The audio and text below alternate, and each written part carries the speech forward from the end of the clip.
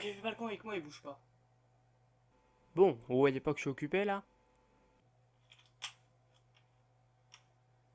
Ok, mais alors attendez quelques instants. Merci.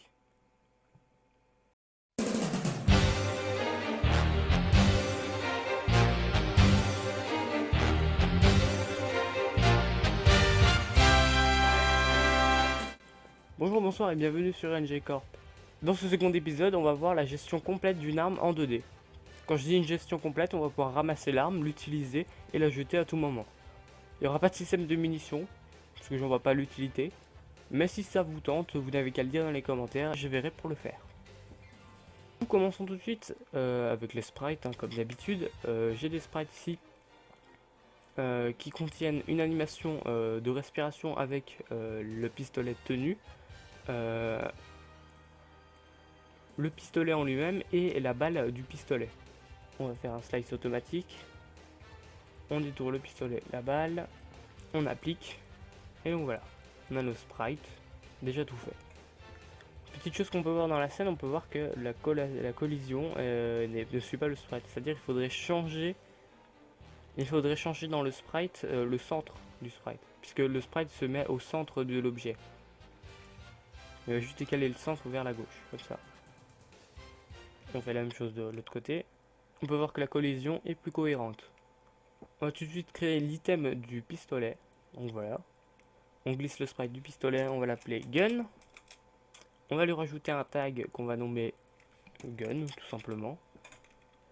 À ce gun, on va lui rajouter une box collider qu'on va ajuster un tout petit peu. Ceci va servir à ce qu'il ne tombe pas à travers le sol. On va lui rajouter un circle collider qu'on va agrandir un peu et qu'on va passer en trigger. On lui rajoute un rigid body 2D pour qu'il soit soumis à la gravité. Juste freeze la position en X et freeze la rotation. Le gun est fait, on peut directement le glisser dans le projet, ce qui crée une préfab. Une préfab, c'est un objet prédéfini qu'on va pouvoir placer un peu partout. Il gardera les mêmes réglages que l'objet posé sur la scène. Par exemple, si je change quelque chose sur le gun dans la scène et que je mets appliquer, ça va changer la préfab ici. Et ça changera pour tous les autres objets. On glisse le sprite de la balle. Donc c'est une toute petite balle, voilà. Pareil, on va la renommer belette. On va lui ajouter un tag qu'on va nommer belette aussi. Le tag va servir à, par exemple, si on touche un ennemi, ça va nous permettre de détecter qu'il est touché par une balle et lui enlever de la vie. Pour l'instant, ça ne sert à rien, mais c'est bien implémenté. On va mettre une box collider qui ne va pas être trigger, c'est-à-dire que l'objet aura une collision. Et on va remettre une autre box collider qui elle sera trigger, sauf que celle-là, on va la mettre un peu plus grande. Vous voyez, la box collider trigger est plus grande que la box collider non trigger. On va lui rajouter aussi un rigid body, sauf que cette fois-ci, on va le mettre en kinétique et en freeze rotation Z. On va bien sûr le créer en préfab. On peut le supprimer de la scène, et donc voilà.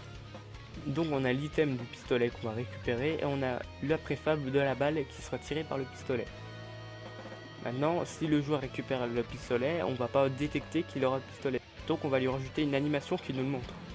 On va dans la fenêtre animation, on crée un nouveau clip.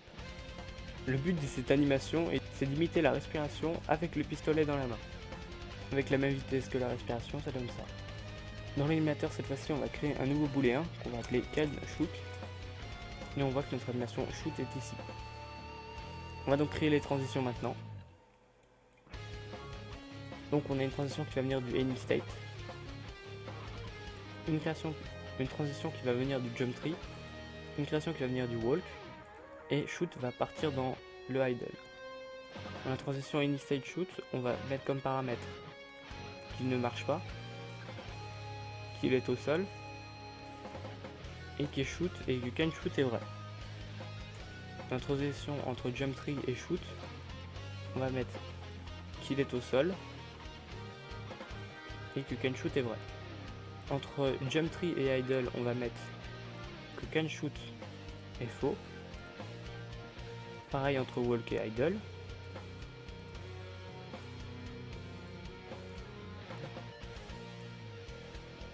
Entre walk et shoot, on va mettre qu'il ne marche plus, qu'il est au sol et qu'il shoot. entre l'animation de shoot et d'idle, on met can shoot égale faux et qu'il est au sol. Normalement, c'est censé marcher. On peut voir que quand on se déplace, le pistolet n'apparaît pas. Quand on saute, le pistolet n'apparaît pas. Mais par contre, l'animation se joue bien. Pour l'instant, rien ne se passe quand on touche le pistolet. Bon, avant de passer au code, on va avoir besoin d'un GameObject qu'on va appeler gunPose. Ce sera la position de notre pistolet. Pour faire simple, c'est là où la balle va être créée. Et du coup, on le met à 1,5 du GameObject principal. C'est-à-dire ici, avec l'animation. Comme pour se retourner, on utilise le local scale.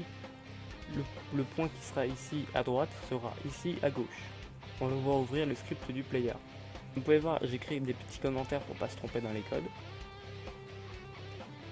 On va créer un GameObject en public qu'on va appeler gunItem. On va créer une float qu'on va appeler goBack. On va recréer une float, cette fois-ci publique, qu'on va appeler intervalTime. On va créer une transform qui sera publique. Donc on va appeler gunPose. On va créer un GameObject pour les balles. On va créer une public float pour la vitesse des balles.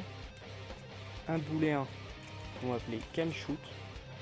Et un autre booléen qu'on va appeler shoot. Tout d'abord, on va détecter si le joueur est en train, si le joueur a marché sur l'item du pistolet, en utilisant une fonction qui s'appelle onTriggerEnter 2D, c'est-à-dire qu'on va entrer dans un trigger.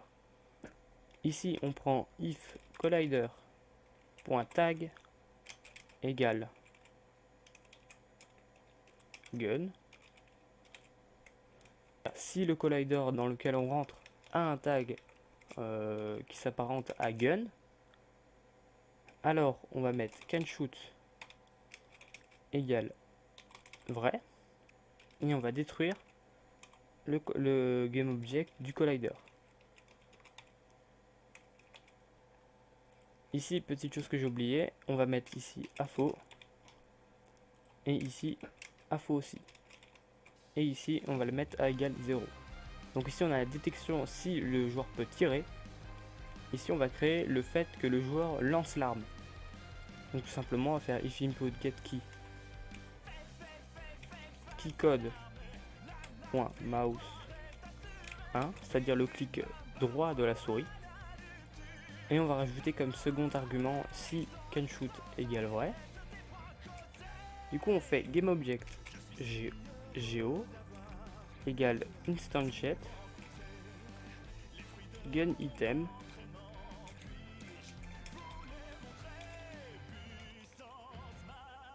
virgule gunPose.position, sauf qu'on ne veut pas qu'il soit à la même position que nous, donc du coup on va rajouter plus new vector 3. On va faire 2 fois transform.localScale.x virgule 1 virgule 0 et après on refait virgule quaternion.identity. Cette ligne de code sert à instancier un nouveau gunItem. Ici on va toucher sa local scale pour qu'il soit aligné avec la nôtre. Local scale comme ça, et bien sûr quand on n'a plus le pistolet, on va mettre canShoot égale false. On va mettre anim.setBool canShoot virgule au canShoot du code, comme on avait fait pour le isGrounded ici. Et là on a juste dit quand il pouvait tirer et quand il ne pouvait pas tirer. Du coup on va passer au code pour qu'il tire. Ici ça va être un petit peu le bordel, mais ça peut être très compréhensible. Du coup on fait input get key down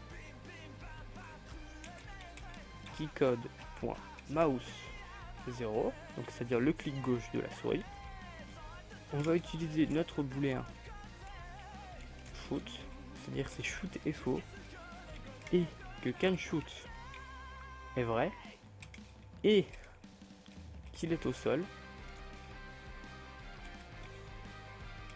et que anime.getBool is walked est faux. C'est-à-dire on va mettre le point d'exclamation ici. Voilà. C'est-à-dire que le joueur ne pourra tirer que quand le clic gauche de la souris sera enfoncé, s'il n'a pas déjà tiré avant, s'il peut tirer, s'il est au sol, et s'il ne marche pas. Du coup ici on va faire la même chose qu'en bas, on va prendre GameObject.go égale instantiate. On va instancier du coup la balle, donc bullet, à gun pose, position, virgule, quaternion.identity. Du coup là on instancie la balle. On refait geo.localscale.transform.localscale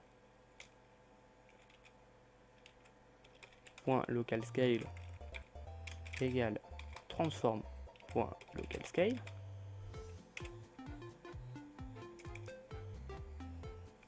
Sauf que là notre balle va être instanciée mais ne bougera pas. Du coup on va lui donner une vélocité.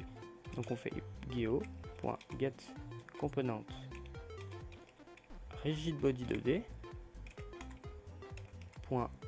.velocity, et du coup on crée un nouveau vecteur 2 avec bullet speed, cette fois-ci, et bullet speed fois transform.localscale.x et en y 0. Du coup là on instancie la balle, on lui donne une direction et là on lui donne la vitesse qu'il doit prendre. Pour éviter qu'on puisse spammer les balles, on va mettre go back égale time.time plus intervalle time, et en dessous on va mettre shoot égale vrai.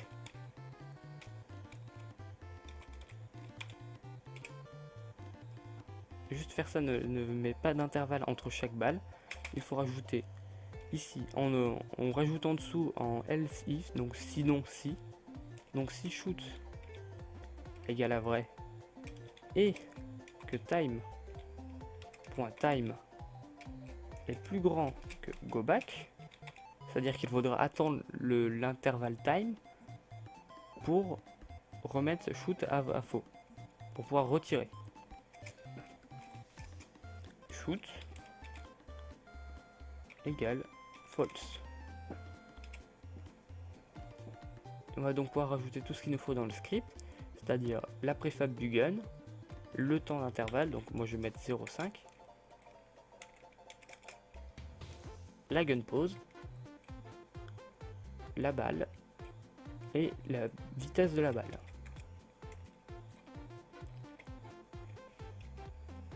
En testant, si on récupère le gun, il disparaît et on a le gun, on peut tirer avec un intervalle comme on peut voir.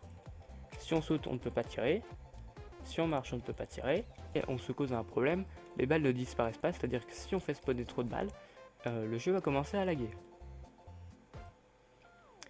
Du coup, pour changer ça, on va dans la préfab de la balle. On va créer un script qu'on va appeler destroy by time. On va l'ajouter et le créer. On va juste créer une public float nommée destroy time. Et ici on va mettre destroy 10.gameObject virgule destroy by time. Destroy time. Donc là on va mettre le temps, donc moi j'ai mis 1,5. Là les balles vont finir par disparaître, voilà. On peut voir que j'essaye de spammer, ça ne marche pas, puisqu'il y a l'intervalle time. Sauf que le problème, c'est qu'on voit pas des masses quand on tire. Pour faire ça, on peut soit utiliser une animation, soit on peut utiliser ce que Unity nous propose, c'est-à-dire les particules. Dans le player, on va donc créer un particule system. On va d'ailleurs l'appeler par exemple gun particule. Donc ici on peut voir qu'on a énormément de paramètres, donc on peut customiser totalement nos particules.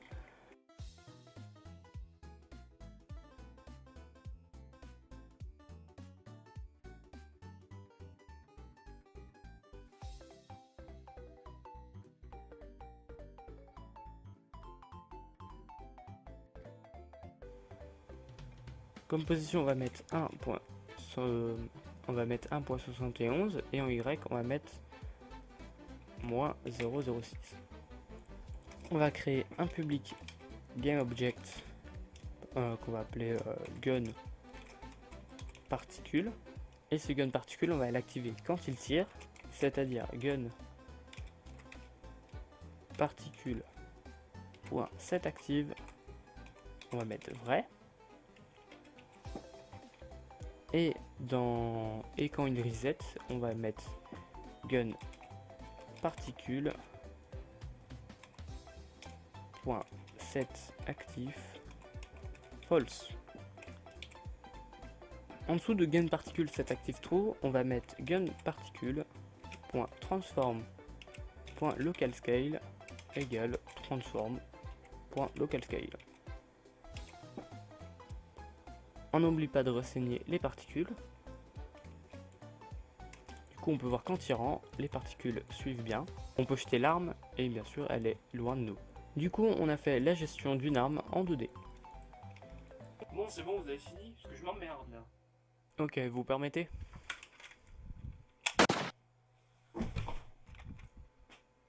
J'espère que cette vidéo vous aura plu et vous aura servi. Donnez-moi votre avis en pouce bleu, pouce rouge ou alors en commentaire. Et je n'ai plus rien à dire, du coup je veux vous dire tout simplement bye bye.